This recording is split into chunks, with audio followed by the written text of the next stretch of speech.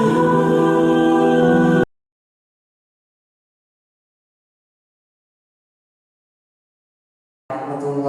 wabarakatuh.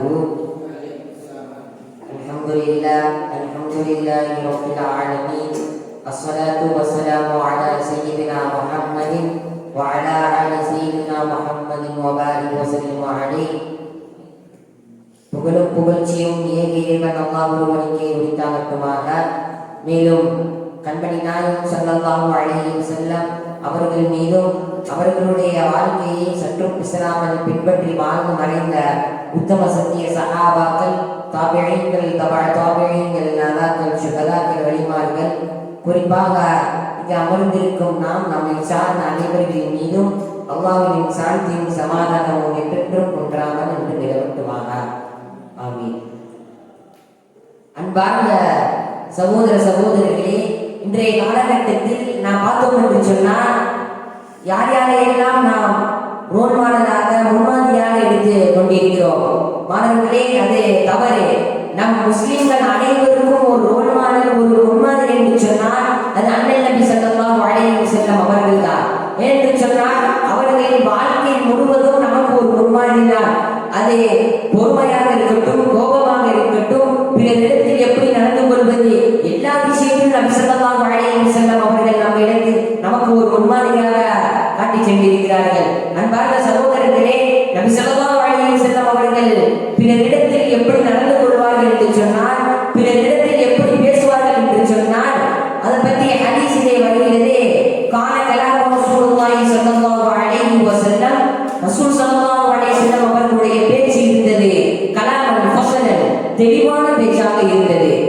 யஃபஹமு Kullu மன் சமிஅஹு, அதை கேட்பவர்கள் எல்லாம் அதை நன்றாக விளங்கிக் கொள்வார்கள். அன்பார்ந்த சகோதரர்களே, நாம் பேசக்கூடிய வார்த்தைகளே அடுத்தவர் கேட்கும் போது அவர்களின் உள்ளத்தில் ஆழமாக பதிகிற அளவுக்கு நாம் பேச வேண்டும். அப்படிப்பட்ட தெளிவான வார்த்தைகளை நாம் பேச வேண்டும். நபி ஸல்லல்லாஹு அலைஹி வஸல்லம் அவர்கள் இப்படித்தான் பேசுவார்கள். பிறரிடத்தில் பேசினார்கள் என்று சொன்னால் அதை யார் கேட்டாலும் அதை அப்படியே விளங்கிக் கொள்வார்கள். அப்படியே சூப்பராக மனசுல வாங்கிக்கிறவங்க. அந்த அளவுக்கு நபி ஸல்லல்லாஹு அலைஹி வஸல்லம் பேச்சு இருந்தது. இன்னும் சொல்ல போனால் நபி ஸல்லல்லாஹு அலைஹி வஸல்லம் சபையின் ஒழுக்கத்தை பேணி நடப்பார்கள். சபையில கூட சபையில எப்படி நடக்கணும், அந்த சபையில நம்ம எப்படி பேசணும் பிறரிடத்துல, அதையும் கூட நபி ஸல்லல்லாஹு அலைஹி வஸல்லம் அவர்கள் ஒரு அழகிய முன்மாதிரியாக நமக்கு காட்டி சென்றிருக்கிறார்கள். ஒரு விஷயத்தை நபி ஸல்லல்லாஹு அலைஹி வஸல்லம் அவர்கள் எச்சரிக்க நினைத்தார்கள் என்று சொன்னால் அதை என்ன செய்வாங்கன்னா 3 தடவை அந்த விஷயத்தை சொல்லுவாங்க. இப்ப நீங்க போய் பேசாதீங்க அப்படின்னு நபி ஸல்லல்லாஹு அலைஹி வஸல்லம் அவர்கள் சொல்றாங்கன்னா அதை ஒரு தடவை சொல்ல மாட்டாங்க. ஏன்னா அது பாவமான காரியம். அதை சஹாபாக்கள் எச்சரிக்கை செய்யறாங்கன்னா, இங்க போய் பேசாதீங்க, போய் பேசாதீங்க, போய் பேசாதீங்க என்று நபி ஸல்லல்லாஹு அலைஹி வஸல்லம் 3 தடவை சொல்லுவாங்க. அப்படி சஹாபாக்களை நபி ஸல்லல்லாஹு அலைஹி வஸல்லம் எச்சரிக்கை செய்தார். நபி ஸல்லல்லாஹு அலைஹி வஸல்லம் அவர்கள் 3 முறை ஒரு வார்த்தையை சொல்வார்கள். அப்ப ஒரு சுகத்துல சார்ந்திருந்தாங்கன்னா நபி ஸல்லல்லாஹு அலைஹி வஸல்லம் அப்ப அந்த சுகத்துல இருந்து எந்திரிச்சு நிமிர்ந்து நின்று அந்த சஹாபாக்களுக்கு அந்த எச்சரிக்கை சொல்வார்கள். அப்ப இந்த விஷயத்தில் நாம் நபி ஸல்லல்லாஹு அலைஹி வஸல்லத்திலிருந்து நாம் ஒரு முன்மாதிரியாக அவர்களின் அந்த பிறரிடத்தில் எப்படி நடந்து கொள்கிறார்கள் என்பதை நாம் கவனித்து நாமும் பிறரிடத்தில் பிறரை எப்படி நடக்க வேண்டும் என்பதை நாம் நன்றாக விளங்க வேண்டும். அன்பார்ந்த சகோதரர்களே, நபி ஸல்லல்லாஹு அலைஹி வஸல்லம் அவர்கள் திட்டமிடுவதில் ஒரு அழகிய முறையில் திட்டமிடுவார்கள்.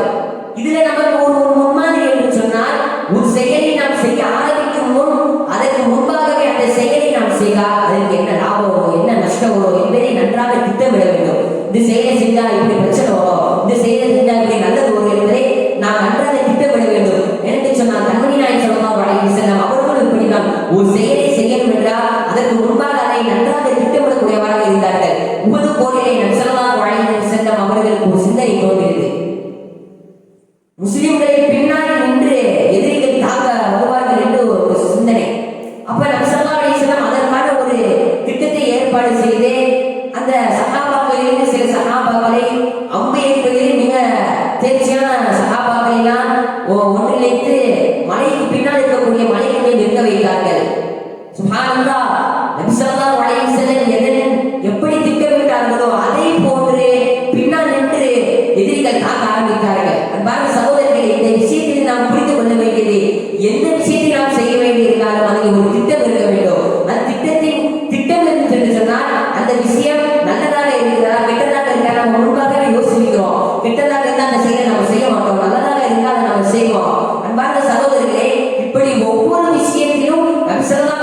அவர்கள் நமக்கு முன்மாதிரியாக இருக்கிறார்கள். இந்த விஷயத்தை நபி ஸல்லல்லாஹு அலைஹி வஸல்லம் அவர்களுக்கு நாம் எப்படி திட்டமிட வேண்டும் என்பதை நபி ஸல்லல்லாஹு அலைஹி வஸல்லம் நமக்கு ஒரு ரோல் மாடலாக முன்மாதிரியாக எடுத்து காட்டியிருக்கிறார்கள். ஆடை அணிவது நபி ஸல்லல்லாஹு அலைஹி வஸல்லம் அவர்கள் எப்படி நமக்கு முன்மாதிரியாக இருந்தார் என்று சொன்னால், நபி ஸல்லல்லாஹு அலைஹி வஸல்லம் ஆடை எதிர்வரை இருந்தது என்று சொன்னால் மணிக்கட்டு வரை அவர்களுடைய ஆடை இருக்கும். இன்றைய காலகட்டத்தில் நாம் பார்க்கிறோம் ஹாஃப் நட்டு இந்த அக்கல் வரைக்கும் போடுறாங்க அப்படிலாம் இப்ப ஃபேஷனா வச்சிருக்காங்க.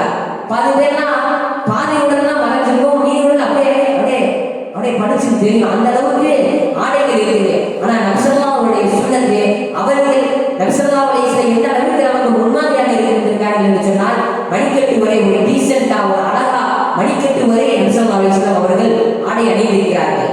நாமும் மணிக்கட்டு வரை ஆடை அணிய வேண்டும். ஆடைகளில் சிறந்தது அது வெள்ளை நிற ஆடை என்று நபி ஸல்லல்லாஹு அலைஹி வஸல்லம் அவர்கள் சொல்லியிருக்கிறார்கள். இந்த விஷயத்தையும் நாம் வாழ்க்கையில் கடைபிடிக்க வேண்டும். இதையும் நமக்கு ஒரு முன்மாதிரி தான். இப்ப வெள்ளை வேட்டி வெள்ளை சட்டை வெள்ளை தொப்பி போட்டு போனோம்னா ஒரு வெள்ளை சொல்லலாம் வாரான் வெள்ளி மக்கள் எல்லாம் பேசிக்கிறதெல்லாம் நம்ம கேட்டிருப்போம். அது காரணம் நபி ஸல்லல்லாஹு அலைஹி வஸல்லம் அந்த வழிமுறை. அது நமக்கு ஒரு முன்மாதிரி தான். முன்மாதிரியாக நம்ம அதை ரோல் மாடலாக எடுத்து நடந்தோம் என்று சொன்னால் நம்ம வாழ்க்கையில் மிகப்பெரிய உயரத்தை அடையலாம். இதே போன்று நபி ஸல்லல்லாஹு அலைஹி வஸல்லம் அவர்களின் விஷயத்தில் ஒவ்வொன்றும் நமக்கு ஒரு ரோல் மாடல் தான். அதையெல்லாம் நாம் எடுத்து நம் வாழ்க்கையை முயன்றோம் என்று வாழ்க்கையை கடைபிடித்தோம் என்று சொன்னால் அல்லாஹ் தஆலா நமக்கு வாழ்க்கையில மிகப்பெரிய உயரத்தை கொடுப்பார். இப்படிப்பட்ட வாக்கியத்தை வல்ல இறைவன் நம் அனைவருக்கும் தந்தல் புரிவானாக.